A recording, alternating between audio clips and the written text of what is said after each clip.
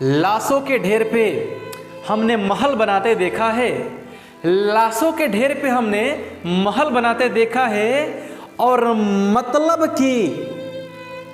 मतलब के लिए हमने मजबूरों को सताते देखा है। देश हित की ख्याल ही नहीं जिसके जहन में, अरे उसको भी हमने 15 अगस्त और 26 जनवरी को जवानों के स्मारक पे फूल चढ़ाते देखा है ईमान से। देखिए यही हकीकत है।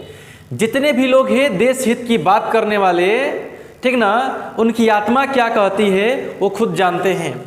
चलिए तो आज के क्लास में आप सबका बहुत बहुत स्वागत करते हैं। आज के क्लास में हम लोग क्या सीखने वाले हैं वो देखेंगे जरा ध्यान से।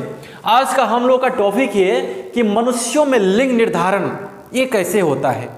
देखिए एक बड़ा ही कंफ्यूजन दिमाग में बना रहता है कि कैसे लड़का पैदा हो रहा है, कैसे लड़की पैदा हो रही है, कैसे लिंग का निर्धारण होता है। भाई आज तक के क्लास में शायद आपने ये सीखा होगा कि मनुष्यों के गुणसूत्रों की संख्या 46 होता है।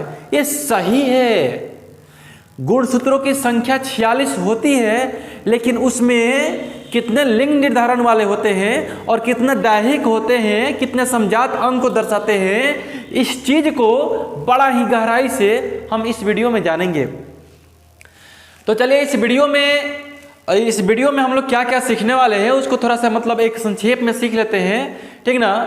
कि सबसे पहले मनुष्यों का लिंग निर्धारण जो होता है वो कैसे होता है, कौन कौन सा गुणसूत्र मिलता है तो लड़का होता है, कौन कौन सा गुणसूत्र मिलता है तो लड़की होती है, और दोनों में कौन कौन सा गुणसूत्र मिलेगा तो 50% लड़के होंगे या 50% लड़की होंगी, मतलब क्या चांसेज रहेंगे, ठीक ना। ये सब किस प्रकार से होता है हम जानेंगे, और ओवरऑल ये जितना भी कन्फ्यूजन है ये हम इस वीडियो में जानेंगे, ठीक ना। कन्फ्यूजन अब भी है, पूरा वीडियो के देखिए, 1% भी कन्फ्यूजन किसी के दिमाग में नहीं रहेगा, पूरा दिमाग में ठोक करके जाएंगे, ठीक ना। तो वीडियो के अंत तक बने रहिएगा तब ना सीखिएगा कुछ। आकि आइएगा टॉप से खोलिएगा, टॉप से देखिएगा तो शुरू में पता चल जाएगा कि हाँ ऐसा है वीडियो में। अरे नहीं ना होता है वैसे। अरे देखिए मेरे साथ कितना देर का वीडियो होगा, बहुत ही छोटा सा वीडियो है। स्टार्ट करते हैं हम लोग कि मनुष्य में लिंग निर्धारण यानी कि जेंडर डिटर्मिनेशन इन वुमेन। देखिए सबसे पहले कि अगर किसी भी डेफिनेशन वाले परीक्षा में अगर ये पूछता है, अगर इसका डेफिनेशन पूछता है तो डेफिनेशन वाले डेफिनेशन लिख देंगे, ठीक ना। और जिसमें वन लीनियर यानी कि ऑब्जेक्टिव वैकल्पिक क्वेश्चन पूछता है तो उसके लिए भी व्यवस्था किया गया है, बहुत ही वैकल्पिक क्वेश्चन यहाँ से उठाता है। तो चलिए देखते हैं हम परिभाषा सबसे पहले कि लिंग निर्धारण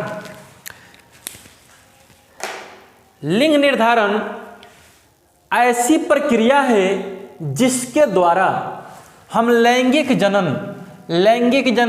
यहाँ पे एक शब्द आया है भाई, आखिर ये लैंगिक जनन क्या होता है। यहाँ पे लैंगिक जनन आया है तो दिमाग में एक बात और दौड़ रहा होगा कि भाई ये लैंगिक जनन है तो अलैंगिक जनन क्या होता होगा।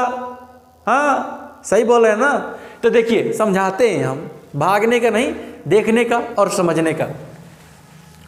ये हुआ लैंगिक जनन और एक होता है अलैंगिक जनन। तो देखिए भाई लैंगिक जनन जो होता है इसमें दो विपरीत लिंग की आवश्यकता पड़ती है। अब कहोगे भाई ये दो विपरीत लिंग कैसा होता है, तो ध्यान में रखिए ये दो विपरीत लिंग होता है, एक नर और एक मादा। तो दोनों विपरीत हुए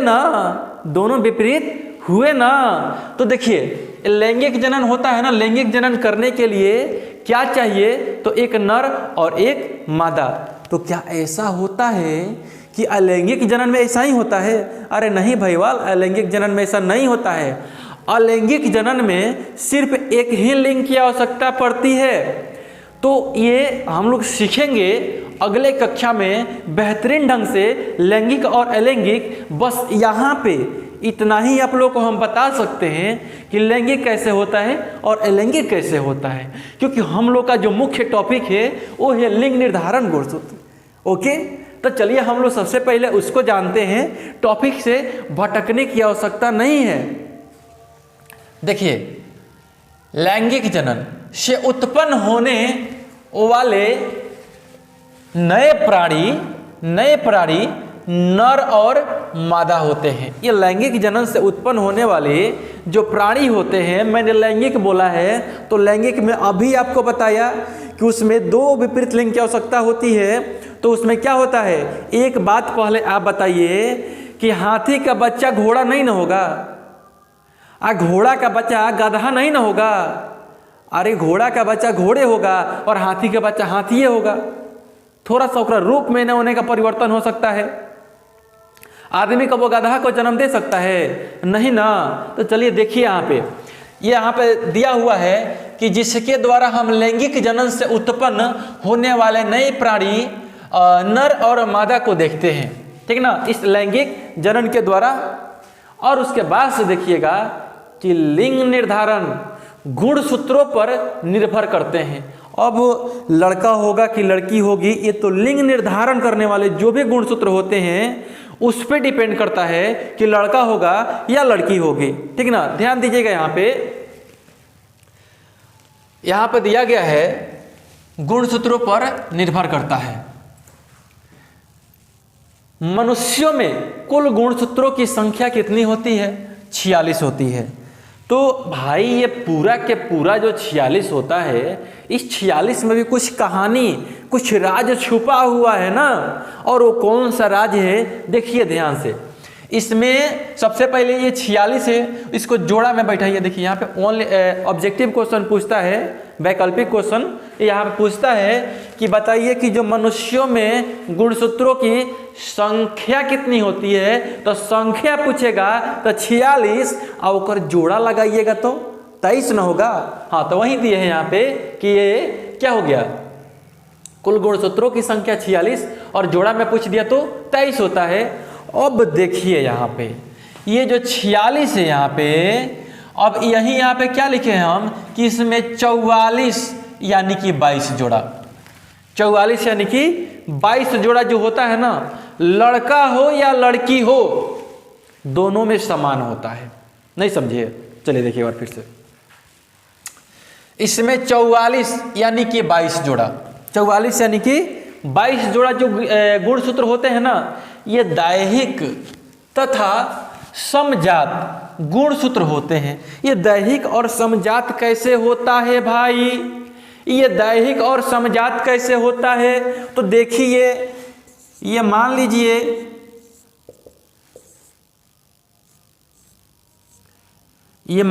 कि कौन है, ये मान लीजिए कि मेल है और ये मान लीजिए कि फीमेल है। हमने बोला कि इन दोनों में 46 गो होता है गुणसूत्रों की संख्या। अब कहिएगा क्या कि 46 गो जब होता है तो ये 46 में आप 44 का बोल रहे हैं, हमें तो समझ में नहीं आया। तो वहीं तो समझाने हम आए हैं। देखिए यहाँ पे 44 इस मेल में भी होगा और 44 इस फीमेल में होगा। अब कहिएगा कहानी यहाँ पे उत्पन्न होगा, ये दो गो कहाँ चला गया? ये 44 है, ये दो गो है, ये 44 है, आपने बताया 46 होता है, तो दो गो हवा में उड़ गया। अरे हवा में कैसे उड़ जाएगा? देखिए क्या होता है, यही दो गो है जे बताता है कि वो लड़का है या लड़की, और इसी के चलते उसका निर्धारण होता है ये लड़का है या लड़की। अब कैसे होता है, सबसे पहले हम डायग्राम के माध्यम से भी उसको देखेंगे। तो देखिए यहाँ पे ये जो 44 होता है इस मेलवा में भी होता है और ये 44 होता है फीमेलवा में भी होता है। तो अब ये तो समान हो गया ना, दैहिक रूप से क्या होता है, ये समजात गुणसूत्र होता है।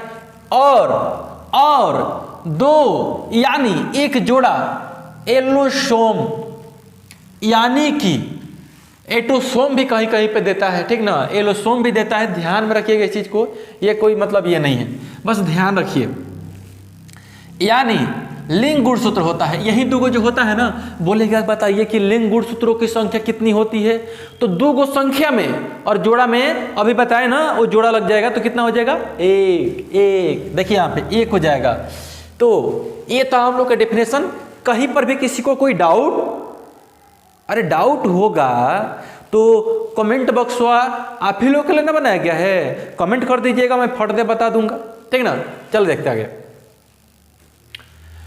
अब देखिए यहाँ पे आज हम लोग ये क्या पढ़ रहे हैं, मनुष्यों में लिंग निर्धारण। तो अभी जैसे हम लोग के भारत में जनसंख्या विस्फोट हो रहा है, जितना तेजी से बढ़ रहा है, जैसे समझिए कि कैसे, जैसे भाव पेट्रोल के, समझ रहे हैं ना, जैसे भाव पेट्रोल का देखिए कितना तेजी से बढ़ रहा है, और उससे तो तेजी से हमको लगता है कि जनसंख्या भी बढ़ रहा है, ठीक ना कहीं लगता है सरकार का इसमें लिंक तो नहीं ना है। खैर छोड़ दीजिए, ये बस मजाक की बातें हैं। देखिए यहां पे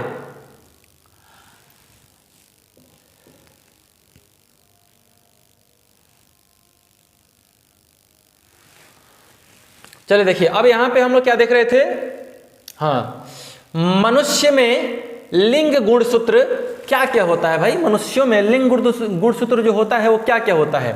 अभी हम आप लोगों को बताए कि दो गो होता है, तो एगो और एगो ये दोनों क्या होगा, दो गो नहीं हुआ, एगो एगो ये दोनों दो गो नहीं हुआ। अब इसमें सबसे पहले देख लीजिए, यहाँ पर डिनोट हम लोग करते हैं, नोट में हमने लिख दिया है कि यहाँ नर का X और मादा का Y। यहाँ पे एक चीज आप लोग और जान लीजिए कि अल्ट्रासाउंड्स के जरिए जो डॉक्टर होता है वो कैसे चेकअप करता है कि लड़का है या लड़की है। अब देखिए मैं सबसे पहले आपको बता देता हूँ, अल्ट्रासाउंड के जरिए जो डॉक्टर होता है वो चेक करता है, जानते हैं कौन चीज, वो देखता है सबसे पहले अल्ट्रासाउंड में देखता है कि वो किस प्रकार की आकृति उसमें बन रही है।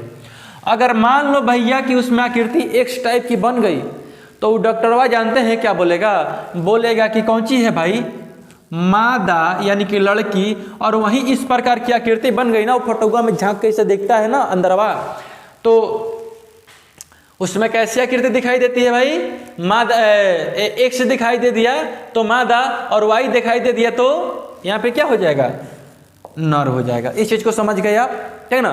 तो चलिए अब यहाँ पर देखते हैं, यहाँ पर लिंग निर्धारण के लिए जो गुणसूत्र होते हैं, मनुष्यों में X और Y होता है, और महिलाओं में क्या होता है भाई, X और X दोनों एक ही जैसा होता है, ठीक ना। अब देखते हैं थोड़ा सा मतलब इसको डायग्राम के माध्यम से कैसे कैसे क्या क्या होता है। देखिए यहाँ पे ये सबसे पहले पेरेंट्स तो चाहिए, पीढ़ी को आगे बढ़ाना है तो पेरेंट्स तो चाहिए। तो देखिए यहाँ पे सबसे पहले हमने जनक लिखा है, इसमें जनक क्या क्या हो गया भाई, नर और मादा, नर और मादा। तो अभी आप लोग को हम बताएं नर के लिए क्या लिया जाएगा भाई, X और Y, और मादा के लिए क्या लिया जाएगा, X और X ही लिया जाएगा सबसे पहले। अब इसमें हम क्या कराते हैं, अर्धसूत्री विभाजन कराते हैं, इसमें हम क्या कराते हैं, अर्धसूत्री विभाजन कराते हैं। तो अर्धसूत्री विभाजन के जरिए ये क्या होता है, दोनों बढ़ जाता है, ये X और ये Y। अब देखिए हमने क्या किया है भाई, यहाँ पर X को ला दिया है। देखिए डायग्राम को ध्यान से समझने की आवश्यकता है, ये ज़्यादा कोई कॉस्टली नहीं है, ये ज़्यादा कोई ऐसा वैसा डायग्राम नहीं है कि समझे में नहीं आएगा। तो बस समझने की बात है, अगर समझने का कोशिश कीजिएगा तो ज़रूर समझ में आएगा। तो मेरे साथ बस 1 से 2 मिनट और, बस 1 से 2 मिनट अपने जिंदगी का मुझे 1 से 2 मिनट दे दो, मैं इस डायग्राम को समझा दूंगा। ध्यान से देखिए, सबसे पहले अर्धसूत्री विभाजन, अर्धसूत्री यानी कि आधा आधा। तो देख भाई यहाँ X को मैंने लाया और यहाँ Y को मैंने लाया, आधा आधा बांट दिया, ये मादा वाला था तो मादा का X मैंने यहाँ पर लाया और X मैंने इसको आधा यहाँ पे लाया, इसको भी आधा आधा बांट दिया। अब देखिए यहाँ पे क्या होता है, सबसे पहले ये जो X है मैं इसका क्या कराता हूँ, देखिए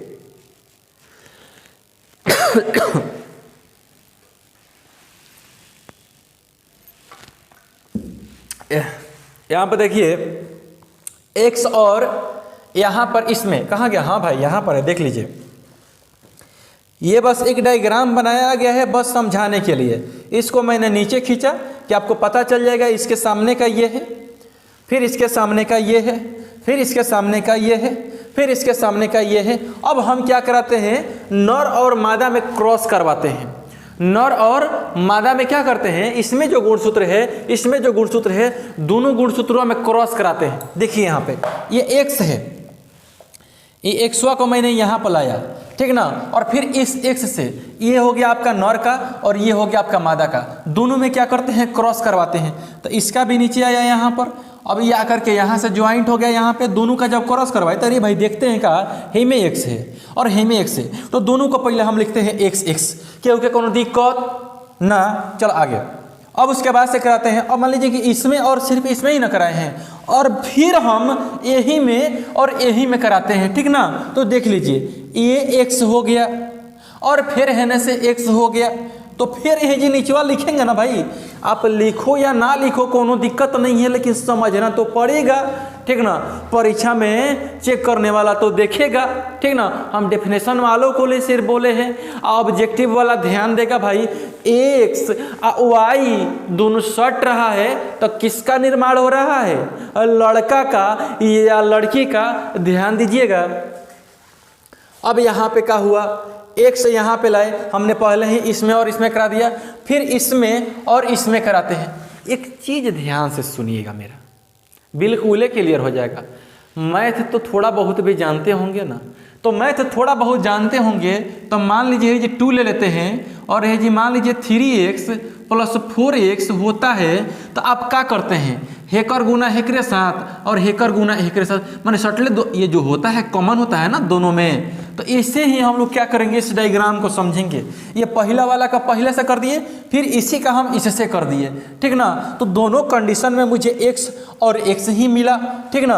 अब देखिए उसके बाद से इसका मैंने काम कर दिया, इसका काम हो गया, अब बच गया ये वाला, और ये वाला का हम सबसे पहले क्या करते हैं, फिर इससे कराते हैं। तो भैया यहाँ पर देखिए ना, y है और ये x है, तो दोनों को हम क्रॉस कराते हैं, तो क्या मिला, मुझे x मिला, y मिला और x मिला, तो मैंने x y को लिख दिया। आप y x लिखो चाहे x y लिखो, कोई फर्क ना पड़ता है, ठीक ना। मैंने x y इसलिए लिखा तो सीधा लगता है, ठीक ना।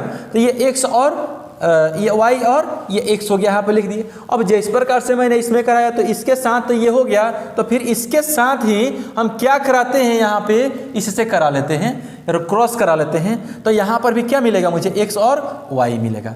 ये डायग्राम आप समझे या नहीं समझे, मैंने क्या कहा कि इसका क्रॉस हम करवाएंगे इससे, और फिर इसी का क्रॉस करवाएंगे इससे, फिर इसका क्रॉस करवाएंगे इससे, फिर इसी का क्रॉस करवाएंगे इससे, और उसके नीचे जो डायग्राम बनेगा, डायग्राम से जो हम लोग को रिजल्ट प्राप्त होगा ना, उसको नीचे लिखेंगे। अब भी बताइए कि इससे और इससे क्रॉस करवाए तो रिजल्ट x x मिला। और अब भी देखिए, अब भी देखिए, हम आप लोग को बताए हैं मनुष्य में लिंग गुणसूत्रों का, और मादा में मनुष्य के जगह पे आप यहाँ पे कर लीजिए, सबसे बढ़िया रहेगा नर में लिंग गुणसूत्र। तो नर में लिंग गुणसूत्र अभी आप लोगों को बताए x और y, और मादा में अभी आप लोगों को बताए x और x। तो आप बताइए कमेंट बॉक्स में, आप बताइए यहाँ पर क्या होगा। तो हम तो नीचे लिख दिए हैं, तो आप बताइए दीजिएगा। तो देखिए यहाँ पर x और x का मिला, x और x का मिला, देखिए यहाँ पर मादा मिला, और यहाँ पर देखिए फिर x और x मिला है, फिर मादा, फिर यहाँ पर देखिए x और y मिला है। अब भी आप लोग को बताए हैं x और y के लिए क्या होता है भाई, नर होता है। अभी देखिए फिर से चलते हैं, यहाँ पर x और y मिला है, तो x और y जब मिला है तो क्या होगा भाई, क्या होगा, नर न होगा, कोनो दिक्कत है किसी को क्या। अब यहाँ पर देखते हैं हमने क्या किया, नर और मादा में क्रॉस करवा दिया, और नर और मादा में क्रॉस करवाने के बाद से मुझे क्या मिला, देखो यहाँ पर भाई, यहाँ पे मादा, यहाँ पे मादा, यहाँ पे नर, यहाँ पे नर। अब देख लीजिए भाई, एगो नर, दूगो नर है और दूगो मादा है, तो यहाँ पे आप आराम से लिख सकते हैं ना 50% नर और 50% मादा। किसी को दिक्कत नहीं है ना ज़्यादा, देखिएगा, दिक्कत होगा तो बताइएगा। देखिए आज का वीडियो हम लोग का यही था, और मुझे लगता है कि आज का वीडियो में आप लोगों को बहुत ही मज़ा आया होगा, ठीक ना, और समझ में आया होगा। तो ज़रूर एक कमेंट कीजिएगा सिर्फ मेरे लिए, ठीक ना, कि आपको ये वीडियो समझ में आया है। इससे मेरा भी उत्साह बढ़ता है, और आप लोगों से एक रिक्वेस्ट है कि ज़्यादा से ज़्यादा मात्रा में जुड़िए यार, मैं भी आप लोगों के लिए मेहनत करता हूँ, ठीक ना। तो एक तो सब्सक्राइब कर ही सकते हैं मेरे लिए, एक सब्सक्राइब तो कर ही सकते हैं, क्योंकि सब्सक्राइब से जानते हैं ना, जिस प्रकार से गाड़ी में पेट्रोल डाला जाता है ना वो चलता है, उसी प्रकार से थोड़ा सा एनर्जी मिलता है ज़्यादा मात्रा में, बाकी और कुछ नहीं है, ठीक ना। तो चलिए ज़्यादा से ज़्यादा वीडियो को शेयर कीजिए। अगर आप लोगों को अच्छा लगा होगा, ज़रा ईमानदारी से सोचिएगा, अगर वीडियो आपको अच्छी लगी है और शेयर नहीं कीजिएगा तो ये एक आदमी के साथ बड़ा है नाइंसाफ़ी होगा, ठीक ना। और चैनल को सब्सक्राइब कर लीजिए। और आई होप मज़ा आया वीडियो में। मिलते हैं एक नए वीडियो में फिर से इससे भी खतरनाक एनर्जी के साथ। तब तक के लिए दीजिए इजाज़त मुझे। जय हिंद, जय भारत।